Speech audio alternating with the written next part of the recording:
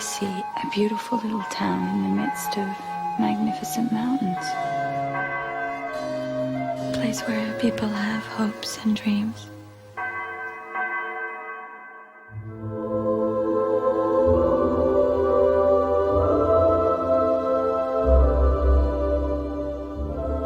What if I said you could stay here? But I've got nothing to offer him in return. No, I think you have plenty to offer Dogville. We all have the right to make the most of our lives. Stay with us as long as you damn please.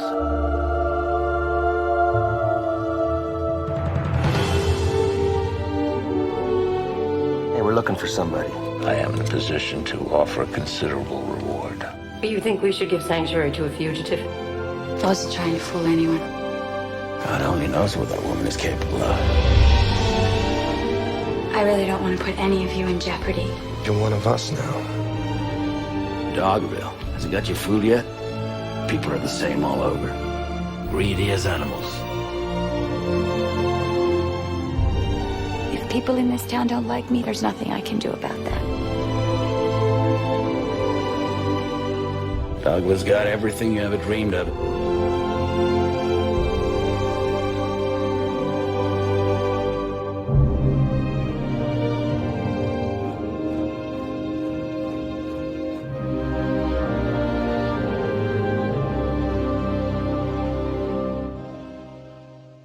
Hello, welcome to Movie Humpers. My name is Bob Sham. My name is Angela. The sounds you hear may be dogs or the clanging of chains. We are back in the Lars von Trier swing of things. Our theme throughout the year, we've been doing a yearly theme, and I think we're going to do this going forward, where we talk about a specific director covering the arc of the entire year. And I picked Lars von Trier for 2024 because it looked like it was going to be a real shitty year. So why not have some fatalistic, nihilistic movies to discuss to add to that? And you know, it being like an election year and all that. And sure enough, the election year has come up and my expectations are exceeded in terms of just the pure raw cynicism of the electoral system and the candidates that are involved. It is, I'm even more disgusted than I expected to be. Yeah. At the state of things, at the things that people allow, the things that aren't on the ballot this year. It's disturbing. And a lot of people may have an idea of what they can protect, but I don't even see any evidence that even if your outcome becomes what it is, that those protections are even guaranteed, or that the will be there to do absolutely anything it takes to protect those things. I think our party system has proven that it is actually not willing to do anything it takes to protect us at all. Lars, in this final stretch that we're doing of his, maybe recognizes that himself about the politics of America. It seems to be something that he perceives as something that is dark. And as someone who, it's my country, I think he hits the nail on it a little better in these types. What we're talking about here is the first of his USA Land of Opportunities trilogy, though it's unfinished. And the thing about the first two is that they both continue a specific character. And that is the character that we will be talking about. Her name is Grace Mulligan. And Grace Mulligan will return for the second one, but is played by a different actor. Nicole Kidman is in this one playing Grace, our introduction to Grace Mulligan. And Grace will return in Manderley next month when we discuss that. She's played by Bryce Dallas Howard. Okay. Who's Ron Howard's kid, I learned recently. But she was, I think, she was in those new Jurassic World movies. Yes, and she was in one of the M. Night Shyamalan films. Oh, yeah, the one Lady in the Water one, yeah. Well, and I think she was also in the one in the woods. You actually gave a big hint as to who next year's overarching year director will be. It's not a hint, you just said it. But there you go. Didn't have to tell anybody. It was going to be Abel Ferrara. We just talk about movies. It was going to be Abel Ferrara I was going to do next year because I am fascinated by him. But he had a lot of movies, and I feel like M. Night Shyamalan, he's a little more mainstream, Indian American guy, and I traditionally hate his movies, but I want to be open-minded when I go into next year. But yes, Dogville is the first of Lars von Trier's USA Land of Opportunities trilogy. The final one is supposed to be a movie that's not, I don't even think it's hit pre-production or anything. Lars is much older now, called Washington. That's what's supposed to be the third of this particular trilogy. But we're going to be watching The House That Jack Built in December, which is a very violent serial killer movie. Something to go out strong on. I am fascinated by this character. And I'm fascinated with the idea that this character lives outside of this particular movie. We probably need to watch Manderley also before you start thinking about what the third movie would be. That's true. But it just is so interesting because I think Lars did make a great character here. Yes. And just the fact that she continues is just, I'm so curious about it, you know? That's the first time he's done that. I think so. He uses the same actors a lot. Oh, all the time. Go ahead and intro the movie so we can talk about who's in it. Well, a lot of people are in it. It's quite the cast here. We're talking about the movie Dogville from 2003 by Lars von Trier, written by him and starring Nicole Kidman, Paul Bettany, Lauren Bacall, Stellan Skarsgård, Cloe Sevigny, Philip Baker Hall, Patricia Clarkson, James Caan, plenty more like Ben Gazzara, Jean-Marc Barr, guys like that. Udo Kier, we see him pop up.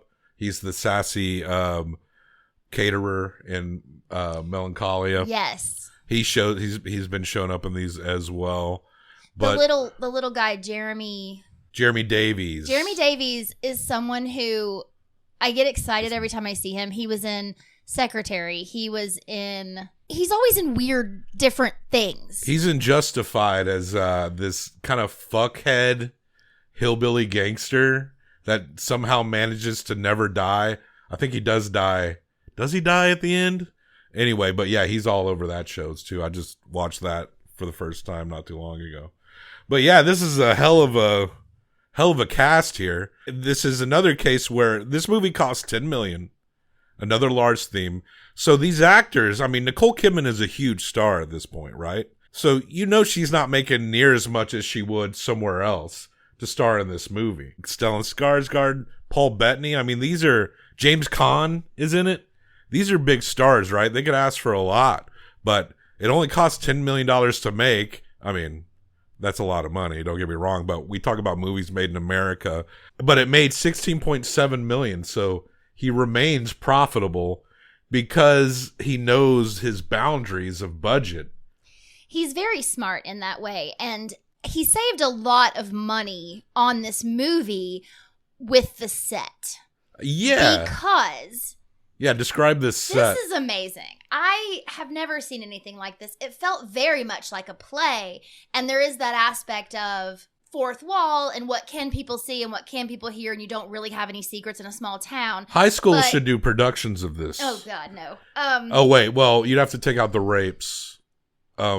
Maybe have it be like they stole her Pokemon cards, whatever the kids are into. Sure. So this is probably a giant warehouse, and ground is just painted this grayish black color. The town is drawn out on the floor like you would before a play. Before you have your set, you block out where walls are going to be and where you might have some set pieces, and they laying out your props. Of walls. Yeah, they have pieces of walls, and every house has some stuff in it, but there's only a couple even doorways. There's no real doors. Everything is pantomimed going in and out of these houses. Every house also has the names of the people who live there. So when you first see it, it's from above. And it looks like they've just made a little clever map, because this is another one of his that are told in chapters. So there's a prologue and 9 chapters. And so the prologue, I thought maybe after the prologue we would go into an actual town. Right? I thought this was maybe just a storybook way of setting things up. But no, the entire movie is in this one space. The walls of this place are... There are no walls. There are no walls, but I mean, like, if you imagine this as like a giant warehouse where all this stuff is, they change the colors on the walls. It's like scrims or something. You know, like they can make it bright and dark. You're pointing at the outside of what they've blocked off as a town, that there seems to be some kind of sheet or something that that glows for day and is and goes dark for nighttime. And when it goes dark, it goes fucking dark. I noticed that there was characters when they come into scenes. There's at least one part there where they're walking upstairs. So this whole thing appears to be, from what I could tell, elevated. So it's a town and it's laid out, but there's no walls to any of the buildings, but there is like their bedroom. You can see their bed. You could see through the whole town because it's all blank. It's like a minimalist set. Mm-hmm. But there will be certain things like there will be a spire for the top of the church with because the bell that actually gets rung. So but it won't be connected. You'll just see it like hanging in space. There's a storefront for Lauren Bacall's store, and next to it on the ground is drawn out where these mulberry bushes would be, but it's just, you know, this drawing of a bush shape, and it says mulberry bush, but there is a walkway through there that actually has a chained, like, little fence. It's interesting the pieces that are important and are there and how they come back around throughout the story. The physical things that he does put in the space, I think, are just as important as the ones that he doesn't. It opens up on like a dog, but you never see the dog. It's their dog Moses. He's like a drawing on the floor, but you never actually see the dog. And Moses is barking because someone is coming. Again, you don't see the dog, so it's like people are telling you and you hear the dog. A passive clue as to the casual cruelty. This character, I think it's Stellan Skarsgård's character, is angry that someone gave the dog a bone with some meat on it. Because the dog needs to be hungry. It helps him to be a better watchdog or something like that. So, and this town is called Dogville. So Paul Bettany, he plays Tom Edison Jr., and he's the son of Tom Edison Sr., who's played by Philip Baker Hall. I always love seeing Philip Baker Hall. I do too. And he is like the guy he's like the town smart guy. He's like the guy in town that philosophizes things and helps the town to understand certain things, because there's not a lot of people here. No. It's interesting because he speaks about himself. He puts himself up as though he is this guy who knows everything and he gives these lectures, but we have a narrator for this story, John Hurt, who talks about how he's supposed to be a writer, but he's constantly procrastinating. He doesn't ever sit down and actually write, so he'll do anything, and what he chooses to do is try to make the town better. ADHD. In order to postpone the time at which he would have to put pen to paper in earnest, Tom had now come up with a series of meetings on moral rearmament with which he felt obliged to benefit the town. A woman wanders into town in some, outfit that they don't wear much in Dogville. Paul Bettany's character, Tom, he takes her in and he informs the town, brings her out, and her name is Gloria. The beautiful fugitive's name was Grace. Grace. She hadn't chosen Dogville from a map or sought out the township for a visit, yet Tom felt right away that she belonged. All that they know is that she's running from something. He basically makes a deal with the town, like in 2 weeks, if one of you, because no one really trusts, it's like a small town, they're distrusting of outsiders. And so he makes a deal, it's like in 2 weeks, after 2 weeks, if one of you says she's got to go, she's got to go. They know that she's in trouble, and she can't hide that fact because right after she ran into town, he hid her in the mine, and a car pulls up with these gangster guys. They give him a card and say, if you see a girl, we're looking for this girl. If you see a girl, call me. He also heard gunshots right before he saw her run up the hill. Yeah. So he knows there were gunshots. He knows there's this man hidden in this very expensive car who wants her. Right. And she's scared. So the town agrees even though there are signs that, you know, she could be dangerous or something. And she's not talking much about her past at all. Well, Tom says to her, you know, to help get the town on your side, maybe you can give an hour of labor in each home here and people can help you out. And you can help people out, and that might endear them to you. And so she agrees to that. And this amount of work for amount of people in town, like, it's hard work, but it's not too bad. It's like she can still go home at night and chill because her and Tom are falling for each other. Yeah, they also have to convince the townspeople to give her something to do because she tries to say, is there anything you need help with? And they all say no, that they don't need anything. But then his brilliant idea is, Perhaps there's something you don't need doing. Anything we don't need done? Something that you would like done, but that you don't think is necessary. What on earth would that be? Maybe the gooseberry bushes. Oh, the gooseberries are just fine. Thank you very No, much. not yours. The ones that planted themselves in the tall grass. We don't grow anything there. Exactly. Stellan Skarsgård plays Chuck, and she talks to Chuck, and everyone seems to attach themselves to her pretty quickly. But Chuck is very distant. And Chuck, you think maybe is going to be this outlier in some sense of like, because he kind of warns her. That's her first real warning to her that there may be something strange about this town. And Chuck is like, and she puts together that Chuck used to be from somewhere else and came here as well. And now he's with this woman, Vera, and they have like 7 kids and they all suck. Though we only see like Jason, the boy, who's like the weirdest one. That is a bizarre ass scene. At this point, it just comes off like a curmudgeon that will take time to get on to her side. So he does use her to like harvest apples and stuff and get things ready for winter. Also, police periodically come by and they've been putting up wanted posters. Also, they have her. Yes, there's a wanted poster of her, but it just says that she's a missing person. At first, it's a missing person sign. Later, it becomes a wanted poster, but it's a trumped up charge. There's no way she could have done the thing they said because she's been in this place and they know that. What is interesting to me is, you know, she's going around and doing her hour every day with everyone. The woman who takes care of the meeting house, which is kind of like a church building, but they don't have services. But they're waiting for a new priest to come. She rings the bell every hour on the hour to specifically tell her to go to the next house, go do your next job. You know, early on when we're meeting the people in the town, we see the only two black characters in this movie are Cleo King playing Olivia and her daughter who's like disabled. Mm-hmm. And Cleo King they have Olivia dressed like Hattie McDaniel's dressed like in Gone with the Wind. And we see her talking. I think we first see her talking when she meets Tom. Mm-hmm. And she calls Tom Master.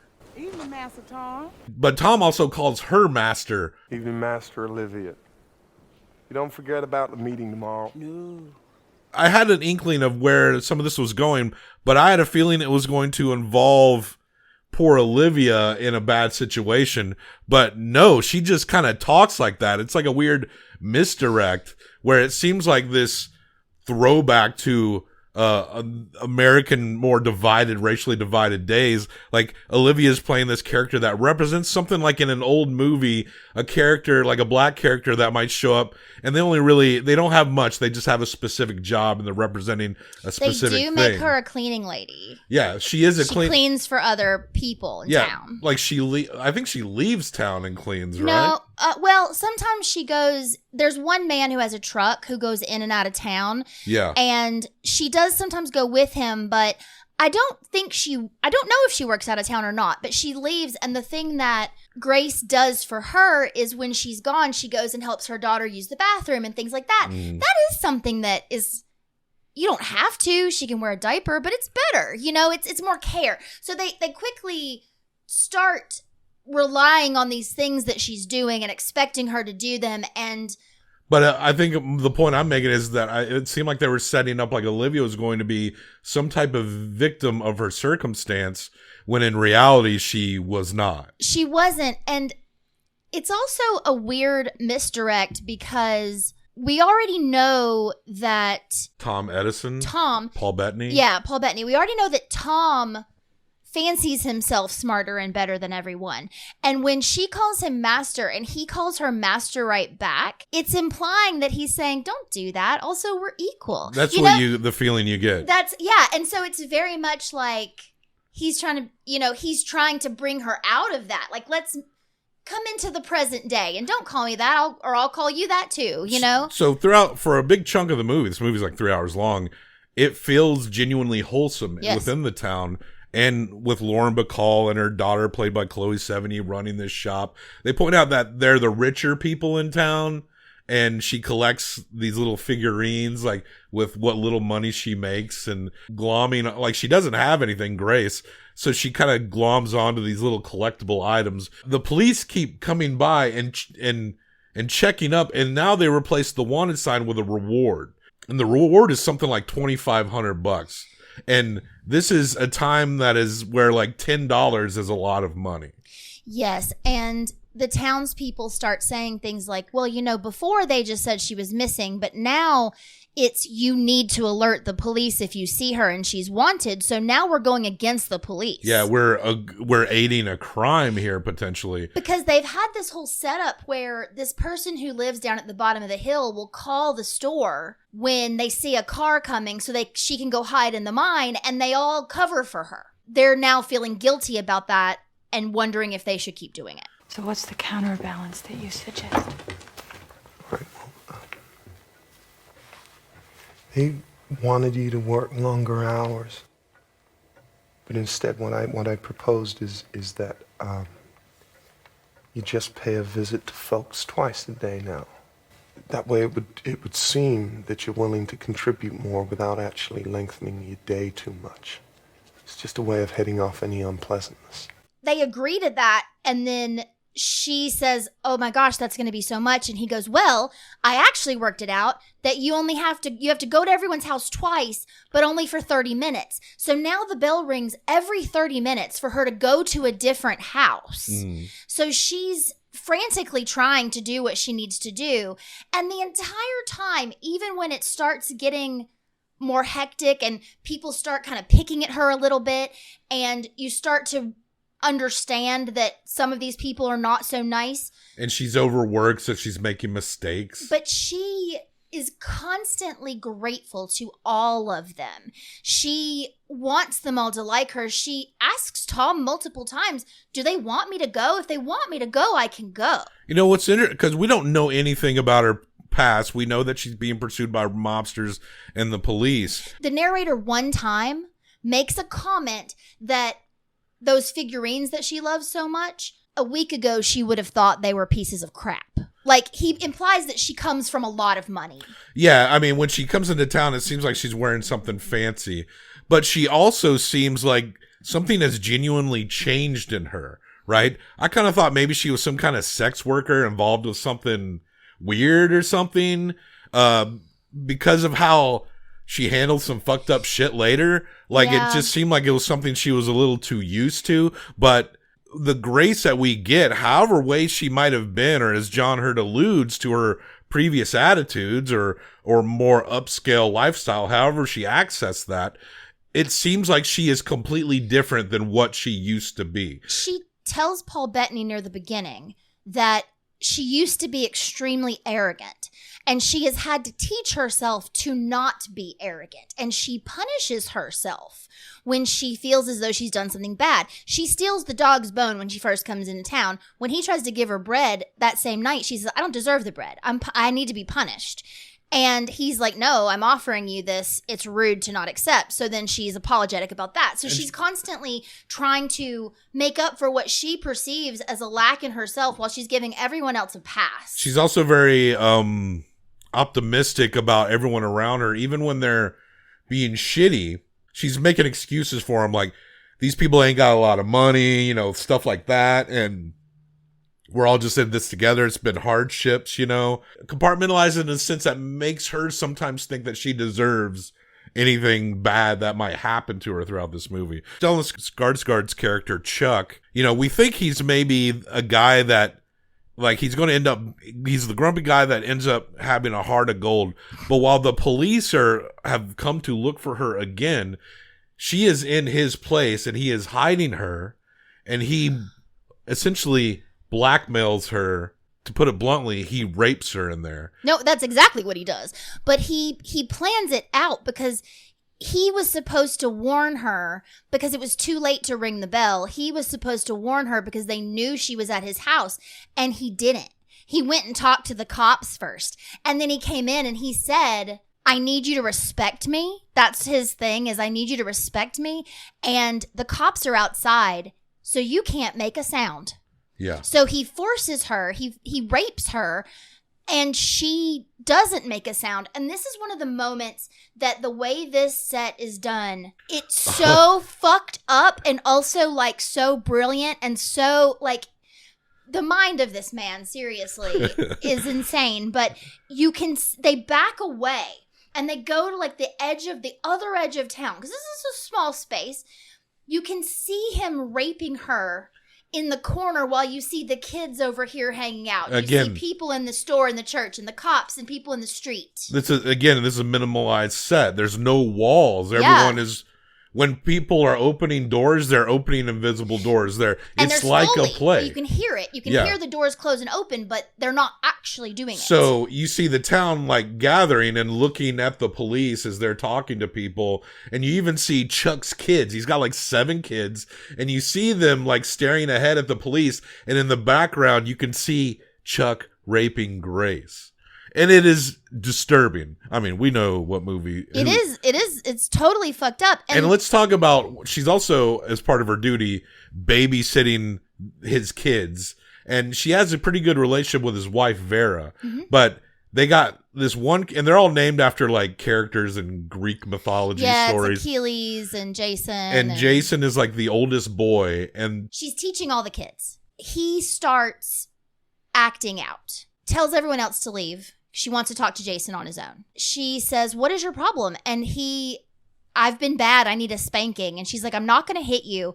But he always wants to sit in her lap. And she says to him, I can't let you sit in my lap all the time. There are other children around. I'm trying to teach everyone. And then he talks about how he's bad and how he hits the baby. When Ma gets home, maybe I'll just have to tell her you hit me. But I just said that I wouldn't. I reckon Ma'll take my word for it.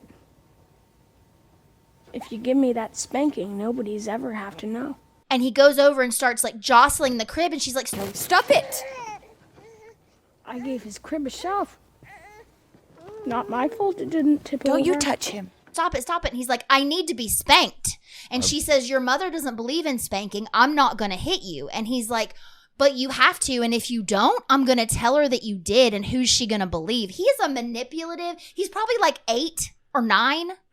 He's not that old. He could be like 12, 13, but like, he's small. He's playing it up like he is the manipulator in this situation, but it's also like he's very underhandedly fetishistic at the same time. So she's extremely uncomfortable. Well, finally, she starts to spank him. So she lays him over her lap and she starts spanking, and he starts saying, it's gotta be harder. It isn't punishment. All right. Harder. Oh, come on. All right, that's enough. That's enough punishment now. Maybe I should go stand in the corner and be ashamed. I don't care. Stand in the corner, do whatever you're gonna do. Hey, there's Pa. This kid is already in touch with his fetishes at 10 or 11 years old.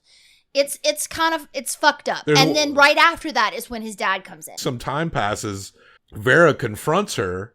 Is like, you hit Jason, didn't you? And she did.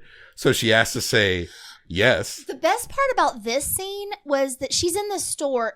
I think that she's weeding, but Cloe Sevigny is also there. And when Vera says, you hit him, and she goes, I did, and I won't ever do it again, but he was asking for it. And Cloe Sevigny goes, Vera, he always is asking for it. He's always asking for it. So he's tried to get every pretty girl in town to spank him. At this point, also, Tom, Paul Bettany's character, and Grace have confessed their love to each other, but Grace has yet to sleep with him. Yeah, and she tells him what happened with Chuck, and he wants to go confront Chuck, but she won't let him. And Chuck continues raping her when they go into the orchard together. And it comes to a head this one night because she's sleeping and she's tired from running around all day. And Vera and Cloe Sevigny and Martha, I believe, all come into her house. So Wake her up. At some point, they gave her this house. It's up a few stairs. It's in like this old mill or something. And so she's in that house and they come up and they wake her up. And Vera, they're very manipulative even in the way that she like approaches this whole situation. She's trying to like get information out. But basically what happened is Martha had gone down the road and there's this one part in the road where you can see the whole orchard, and Martha saw from the road him raping her, but she said it was them having sex. And so that's what Vera is accusing her of. And the husband said yes, but she came on to him. So it's she's like a already lie. confronted her husband, and he said, oh, no, it was her. So she's like pushing her and stuff, and she's talking about never, ever come to my house again. Grace has all the figurines that she bought from the store, and Vera's like, I am going to break 2 of your figurines first. And if you can demonstrate your knowledge of the doctrine of Stoicism by holding back your tears, I'll stop. Have you got that? because Grace said something about some lessons that she taught her children. Yeah. If you can not cry after I break 2, then I won't break anymore, and we'll call it. It was as if it were human tissue disintegrating. The figurines were the offspring of the meeting between the township and her. They were the proof that in spite of everything, her suffering had created something of value. Grace could no longer cope. For the first time since her childhood, she wept. So Vera breaks all of her figurines, which are these only things that, the only real possession she's got other than what she walked into town with. The shop people are being harder on her as well, and Lauren Bacall's character, it's so wild that Lauren Bacall is in this movie. That's pretty cool. I mean, for Lars to be like, yeah, I've got Lauren Bacall. Cool. She's in Manderley too, so we'll see her in a month. I can't wait. But it's just wild to see her there, and she looks great for her age, especially at this time. And sounds perfect. She sounds great, yeah. Oh, I love her so much. Vera, she had told her, don't come to my house, and then the next day she was like, oh, I need you to do some things. Just don't talk to the children or anything. She makes a plan to leave with Paul Bettany. Yes. But they need money and they need a vehicle. So they've got to get Ben. He drives the vehicle. Paul Bettany has to borrow some money from his dad, Philip Baker Hall. $10 from the cabinet, which is a lot of money, as it implies in this world. But he tells her that he borrowed it from his dad, and she intends to pay it back at so some they're point. they're gonna pay Ben $10 to take her way out of town when he's running apples to other places, and she's gonna hide in the back. And so they set that up, and they do that. Yes. So Ben, and it's a pretty cool shot that you'll probably see screenshots of, where she's in the back of this, by all these apple carts in the back of a truck, but you can see through the blankets. So it's just this image of her laying back, and she looks pretty kind of peaceful. Yeah. And surrounded by apples. She's eating an apple at one point. She's napping. She seems like she's relaxing. And then the truck stops, and Ben climbs into the truck, and he says, there's a lot of police up ahead. And normally this isn't really a professional job. A professional job would cost a lot more, but you got to be really quiet here. And I don't know if we can do this. Maybe we should go back. She's like, I can't go back. I already paid you everything I got. And he's like, well, I think we can work something out here. And then Ben rapes her, and she can't scream. Who knows if there was even police that he had talked about, because she couldn't see anything. And then he gets in the truck, and it keeps going, and she assumes well, that fucking sucked, but at least I will be away from that town forever. And then the truck stops. They pull the sheet back that's covering the back of the truck, and she's back in town. We had a meeting last night at the mission house. I said you might be going to try to run away. So I want to discourage you getting yourself away on my truck. Didn't have no choice but to bring you back to Dogville. Freight industry, we can't take sides. They are mad that she wanted to leave. Even though this whole time they've been having to be convinced to let her stay, they need to punish her. And not only because she tried to use Ben to smuggle her out, which could have gotten him in trouble and all of that, Tom had told her that he borrowed the money from his dad, but he had actually stolen it. And instead of taking the responsibility of that, he convinced them that she had stolen it. And his justification to her was that if he stole it, he would also be in trouble. He needs to not be in trouble. He needs to be on their side so he can help her get out of this. But what they decide to do to her as a punishment is they put a metal collar around her neck that they have to nail shut, and it is attached to the chain from the garden by the store. They pull the chain out and they attach it to this huge metal gear, and that she can barely move. We had to make this heavy enough so that it could only move where the ground is level, and the ground is level in town. She can move it, but it's very slow. She has to pull it along as she goes, and so she can't get very far. And they act as though they've been merciful in when she says, "Can I go now? I'd like to go to bed. I have to figure out how to get into my house." Or is that part of the punishment, having to sleep outdoors? No, Grace. Don't think of this as punishment. Not at all. Bill, he made the chain long enough so that you can sleep in your bed. Like that's Grace that they've given her? Her name is Grace. Prior to her even leaving the town, they mentioned that she's not even being paid at that point. So yeah, they stopped paying her. So at this point, it is, I mean, it was pretty obvious before, but now it's like the mask is off. She is a slave in this town. They have enslaved her. They've played like there's this whole coy thing, like they're afraid of the law, like they care about her. But no, they've just slowly been grooming her into slavery. And so she has to work all day long for all of them. And then at night, the men take turns raping her. All except for Tom and his dad, I don't think, does it. But everyone else does. Tom has been wanting to sleep with her, but she can't because she likes Tom. But Tom at this point is just this coward who can't confront anything, can't confront his town. He's like, "Oh, I'm going to leave with you." And then the plans change. "Oh, I'm going to get this money." And then he lies about it. And he's just, it's wild because the first hour of this movie is like everyone's real folksy, everyone's real sweet.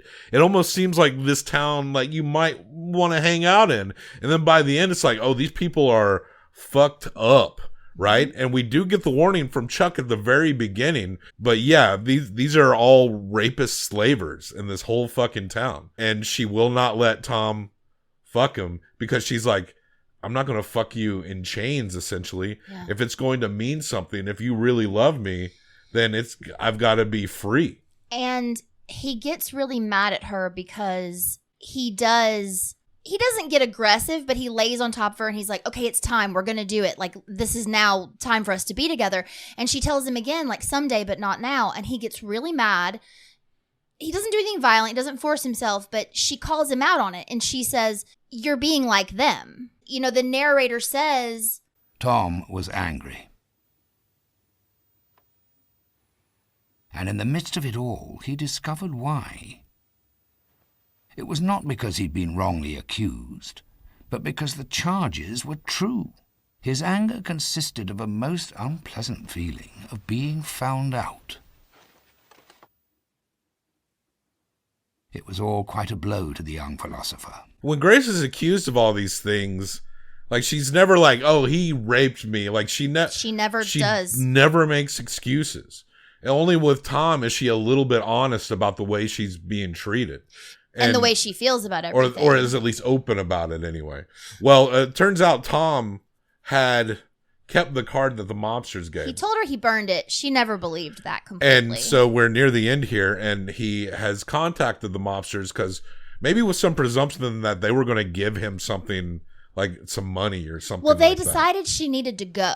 Yeah. And that was the best way to be rid of her. I don't think it was about the money. It was, we'll call them and they'll come get her. And so the next day, she slept until noon and no one was making her work.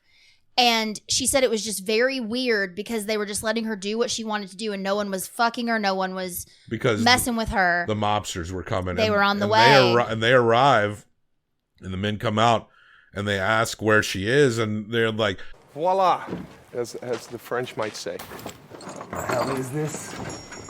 Who did that? Billy, put your hand up. Put your hand up. Who is Billy? You just get your tools. It's okay. Also, you felt safer when she had the chain on. You're probably more adept at handling her kind. yeah, she's chained up in there. We didn't know how dangerous she was, right? But aren't you so happy we kept her in chains? They had locked the door at that point, too. They get Bill, the guy who was like an idiot, but she helped make smart. They're pissed that she's chained up. Yeah, so he knew how to put together the chains, so they had to get him to get her out of the chains. And then they just walk her to this main car, right? And she gets in the car, and James Caan is there. He's the head mobster. And her daddy. And her dad.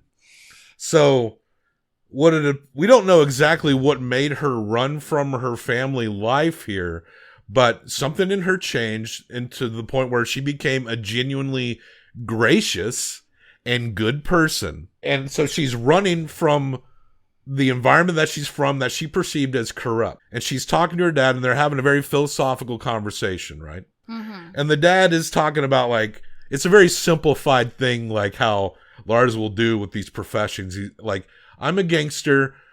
What we can do is, he never really says that he will kill her, but she expects that the mobsters would at points. But he when says, she realizes that she's not dead yet, she knows he's not gonna kill her. So he's like, why don't you come and basically help take over the business with me, and then we can just move on. Yeah, I was really mad at you because you called me arrogant. You do not pass judgment because you sympathize with a deprived childhood, and a homicide really isn't necessarily a homicide, right? The only thing you can blame is circumstances.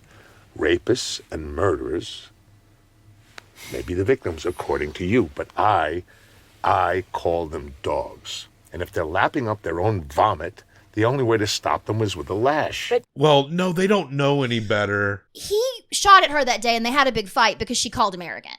He was saying that she's arrogant because she thinks she's better than everyone. She gives everyone all this grace because they're just not smart enough and they just don't have enough money. And can't you see how condescending you are when you say that?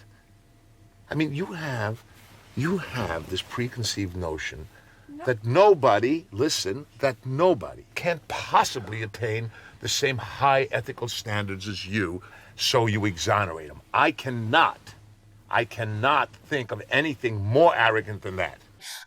She's like a martyr.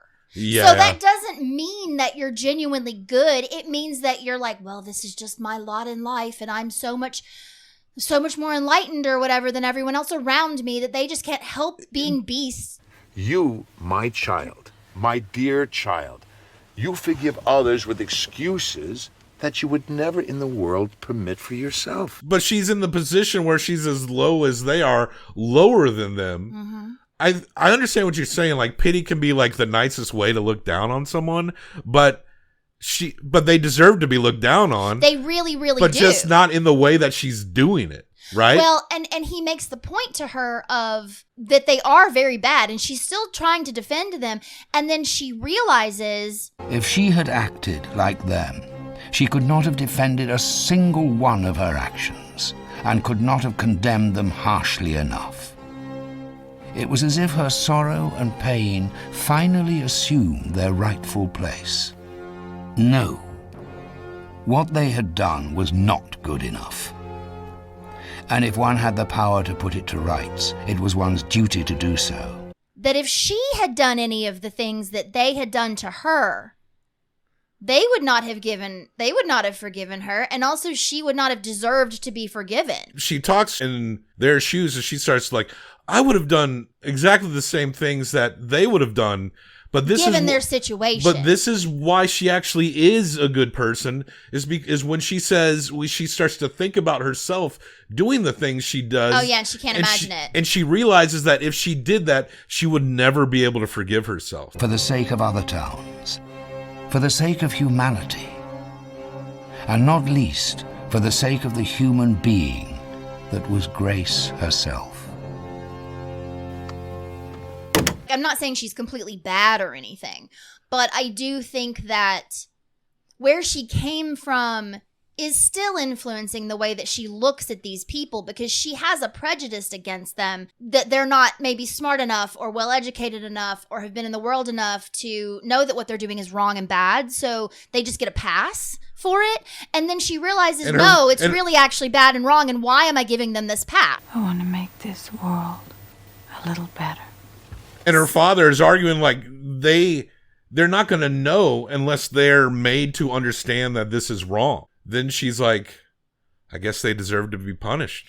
If there's any town this world would be better without, this is it.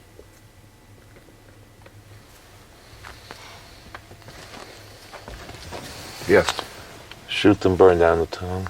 We'll just burn the town down and kill everyone in it. And then she goes, the house at the end. There's a family with kids. Do the kids first and make the mother watch. Tell her you'll stop if she can hold back her tears.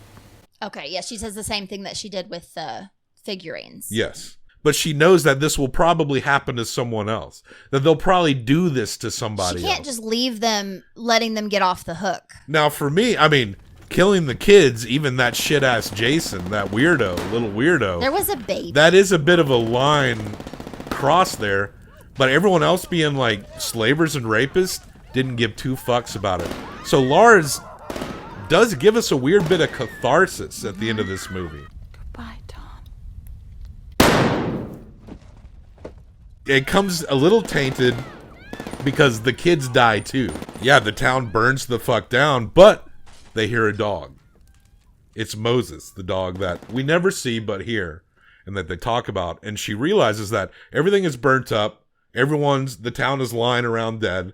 Moses made it. He survived the fire, but he's still in his area. And she's like, the officials will come. They'll see the fire, and they'll come and free Moses.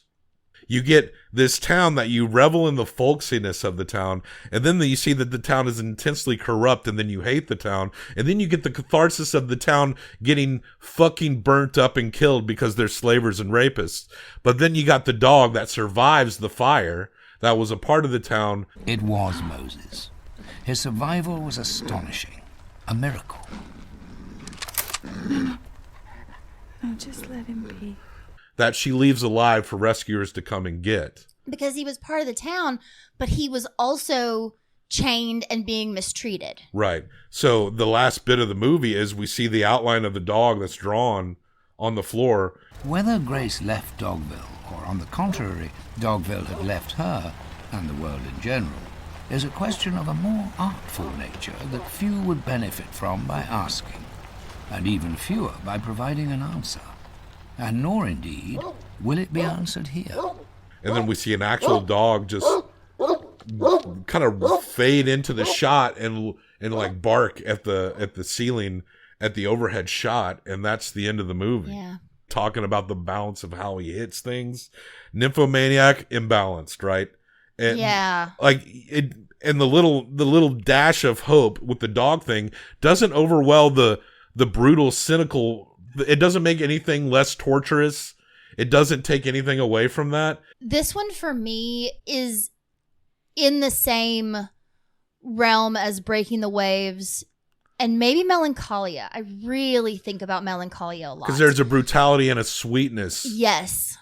And Grace is the center of the sweetness here, right? I am really excited to watch Manderley and see this character progress because of everything that she went through. And even the things I was saying, she had these prejudices and she was like giving these people these passes, but then realizing that she didn't deserve to be treated that way and that they shouldn't have done it, gave her this sense of justice that she didn't have before. Yes. And so now she has this sense of justice, and she's going to go and who knows what. And I can't wait to watch that movie because I am very excited to see now what that character turns into having grown out of this. And this character, you know, I think she is still as good at the end as she was at the beginning when we met her. But she's inherently a good person. But yes, that sense of justice is now a part of her.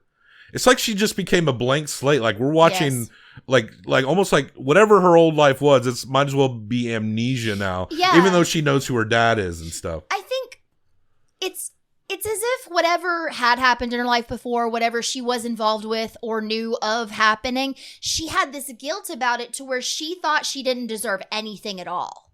So when they treated her like shit, she was like, well, yeah, I don't deserve anything. I deserve only what they'll give me. And if they're going to give me shit to eat, I'm going to eat it. She reads like a character that could be like a very hopeful leader figure or a tyrant. And we got to see where we go. It could go either way, you know? Yeah.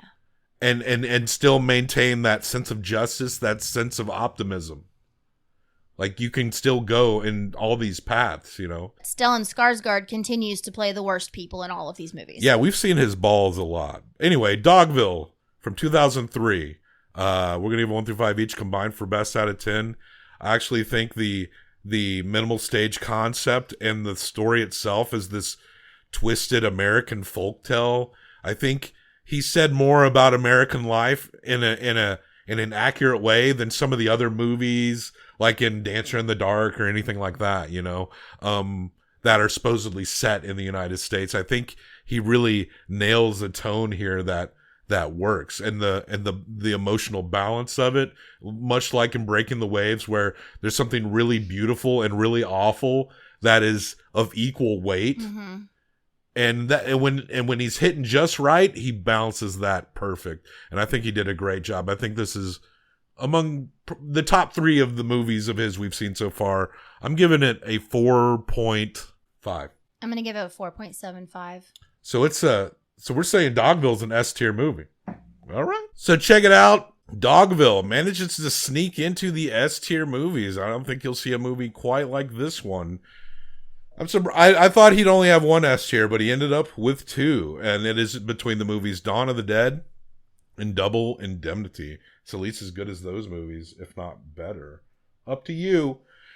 What do you think of Dogville? Let me know. Check the show notes for links to other places to find us. Like, subscribe, comment, and let us know what you think of Dogville. I mean, all of his movies can be very divisive, so I'm sure people got a lot of opinions on this one. So, death to Dogville.